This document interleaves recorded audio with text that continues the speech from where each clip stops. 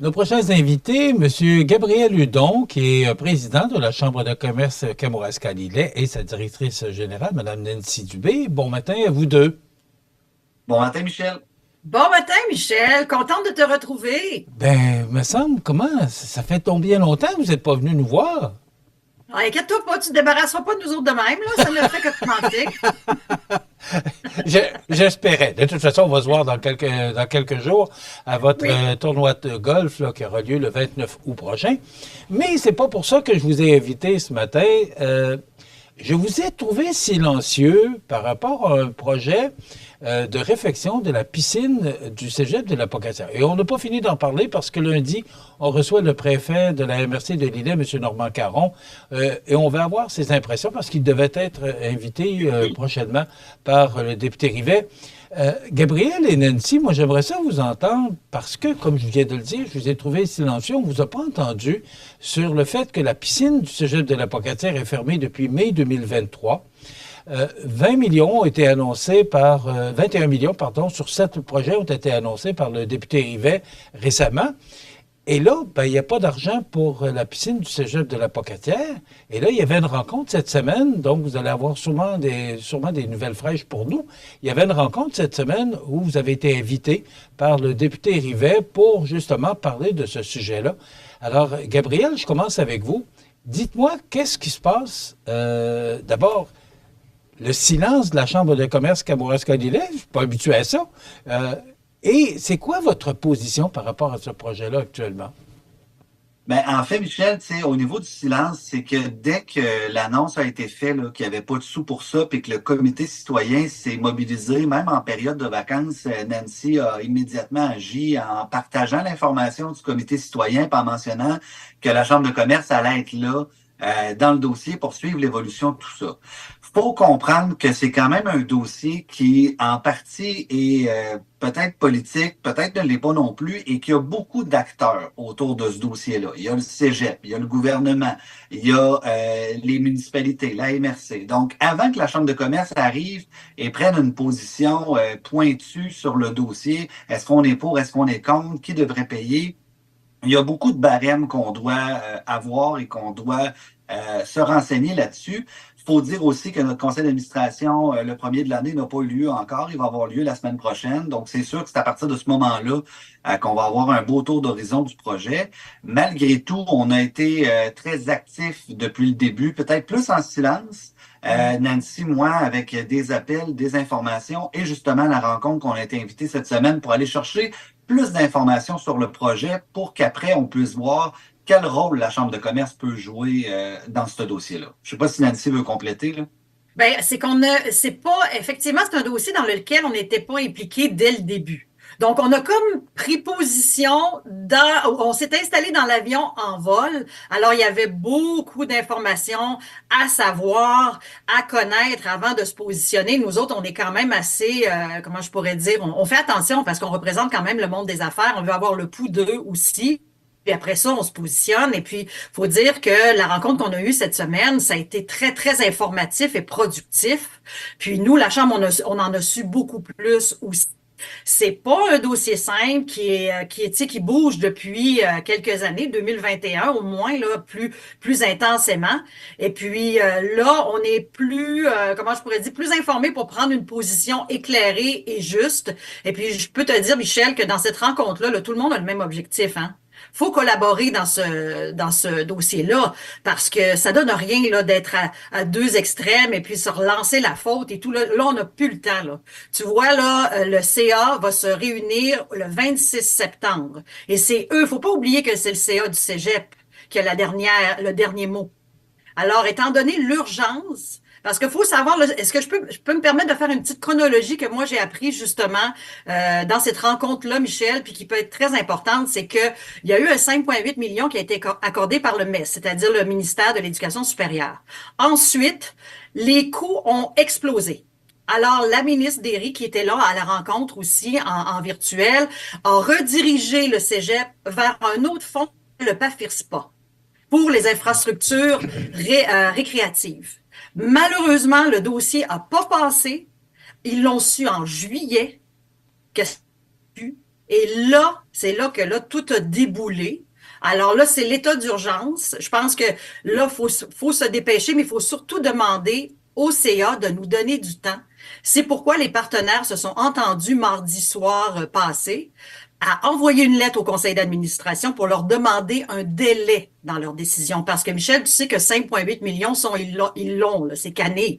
Et le cégep a beaucoup de besoins à couvrir, entre autres les résidences. Les étudiants n'ont pas de résidence dans la région là, quand ils arrivent. Là. Ils n'ont pas de place à loger pratiquement. Alors, ce 5,8 millions-là, il peut aller ailleurs, là. Donc là, le CA doit prendre une décision, mais ce qu'on leur demande, c'est que maintenant, avec l'urgence en ce moment, est-ce qu'ils peuvent nous laisser un peu de temps pour essayer de trouver une solution? Sinon, ben là, écoute, on aura essayé, mais honnêtement, on est rendu là. Il est vraiment à plus minuit moins une, il est minuit et quart. Fait que c'est un peu ça la chronologie des événements et je pense que tout le monde a vraiment voulu que ça marche. Même du côté du ministère, même du côté du gouvernement, elle a été très transparente, Mme Derry, mardi soir. Elle a dit, là, j'en ai plus, j'en ai pas d'argent. Mais ça peut changer, là. Je veux dire, il y a un budget qui va sortir au mois de mars et tout ça. Donc, tu sais, il y a des choses qui vont bouger, donc on a besoin de temps. Alors, c'est pourquoi, en ce moment, le conseil d'administration, le président et aussi le directeur général, M. Gignac, du Cégep, a reçu une lettre de la Chambre de commerce demandant un délai dans tout ce processus-là pour nous donner du temps pour trouver une solution. On recevait récemment le préfet élu de la MRC de Kamouraska, Sylvain Roy, qui nous disait que, parce que M. Rivet a annoncé que ça prendrait 25 du milieu, ça représente, parce que le projet, vous l'avez dit, Nancy, là, il est rendu à 12 millions, 11,8, là. Oui, donc, c'est tout près de 12 millions. Et si le milieu doit investir 25 ça représente 3 millions de dollars. Et Sylvain Roy nous disait, on n'a pas cet argent-là. Alors, est-ce que ça veut dire que la piscine va rester vide pendant encore des années?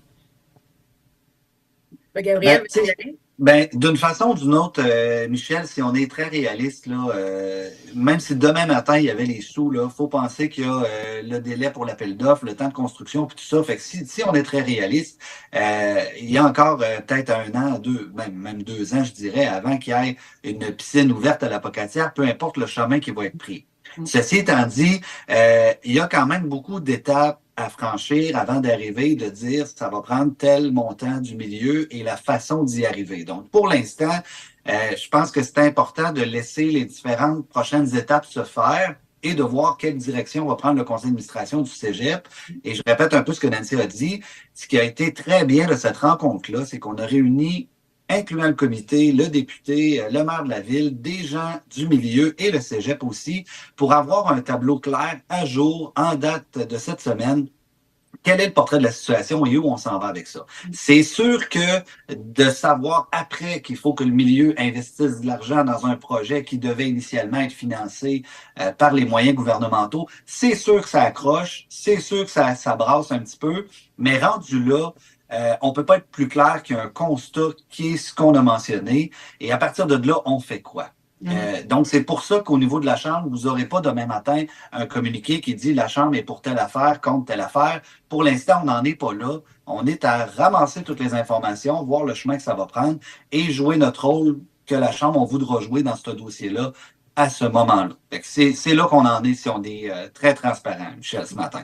Gabriel, je vous pose la question, c'est quoi le rôle d'une chambre de commerce dans un dossier comme ça? Parce que vous avez été invité, donc vous êtes quand même reconnu comme un organisme très important dans votre milieu.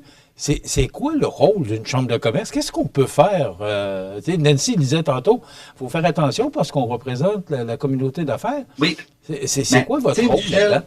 Au bout de la ligne, on est là pour l'activité économique de notre région. Puis on se le cachera pas que de ne pas avoir de piscine accessible à la population, une infrastructure comme celle du Cégep, qui n'en a pas entre Montmagny et Rivière-du-Loup, que nos gens doivent faire beaucoup de kilomètres pour se rendre, c'est pas attractif pour nos entreprises, c'est pas attractif pour notre population. Donc, c'est sûr et certain que si on pense à cet aspect-là, nous, on va avoir un rôle à jouer là-dessus pour rementionner et taper sur le clou de l'importance d'avoir une infrastructure comme ça dans notre région. Parce que ça touche pas seulement la Pocatière, ça touche tout le Kamouraska et l'Îlet. C'est la piscine la plus proche pour ces régions-là. Quand on pense à des employeurs, des grands employeurs qui veulent attirer les familles et qu'il n'y a pas d'endroit pour apprendre à nager, pour la sécurité aquatique et ces choses-là, c'est pas intéressant. Si on pense aussi à notre population qui est en retraite, semi-retraite ou qui veut vivre une belle retraite dans notre coin, qui n'ont pas d'endroit pour aller rester actif et tout ça, c'est pas intéressant non plus. Donc, le rôle d'une chambre de commerce, c'est ça, c'est de s'assurer que notre économie est vivante, qu'elle fonctionne. Et là, c'est sûr que nos entreprises vont nous dire, il manque un petit attractif pour attirer les gens chez nous. Fait que c'est un peu ça, sûrement, qu'on va jouer comme rôle. C'est déjà tout le temps qu'on a, mais je vais laisser le mot de la fin à notre directrice générale parce que le 29 août, on joue au golf. Eh oui, Michel, tu vas être là en plus. Oui, on va pouvoir je vais être là. admirer Je voudrais tes pas talents manquer de ça pour tout le golfeur monde. dans les loges, là, tu sais. Tu vas passer au kiosque de la chambre de toute façon, fait que je vais avoir la chance de te dire un beau gros salut, prendre le temps de te jaser. Gabriel aussi a un kiosque, d'ailleurs, de son entreprise sur le parcours. Alors, ça va être vraiment toujours dynamique, hein, mais c'est un tournoi de golf amical, le fun, il y a de l'animation sur chacun des trous ou presque. Et puis, il y a encore, vous avez encore le temps de vous inscrire, là. Nous, on essaie d'étirer le plus possible pour avoir le plus de monde possible aussi. Alors, vous allez directement sur notre site web, là, sur la page d'accueil cckl.org. Et puis, tout de suite, vous voyez le beau visage de Gabriel avec un chapeau de fête parce que c'est quand même le 65e anniversaire de la Chambre de commerce cette année. Et puis, le tournoi de golf va être teinté un petit peu de ça. Alors, on est très festif. Ouvert aux membres et aux non-membres au club de golf de Saint-Pacôme le jeudi 29 août. En passant, si vous avez une chance, allez voir la photo de notre président avec son chapeau là, de fêté, là. C'est pas mal bon. Gabriel, très, très photogénique, mon ami. Hey, merci d'avoir été avec nous. On va se reparler parce qu'il y a le dossier du cellulaire aussi qu'on suit dans votre région. Merci d'avoir été avec nous, puis on va suivre le dossier de la piscine de très près parce que on le sait, et Gabriel l'a dit, il n'y a pas de piscine entre Montmagny et Rivière-du-Loup quand même. Et là, il n'y a plus d'eau dans celle de la Pocatière. Allez, pour plonger là, ça va faire mal.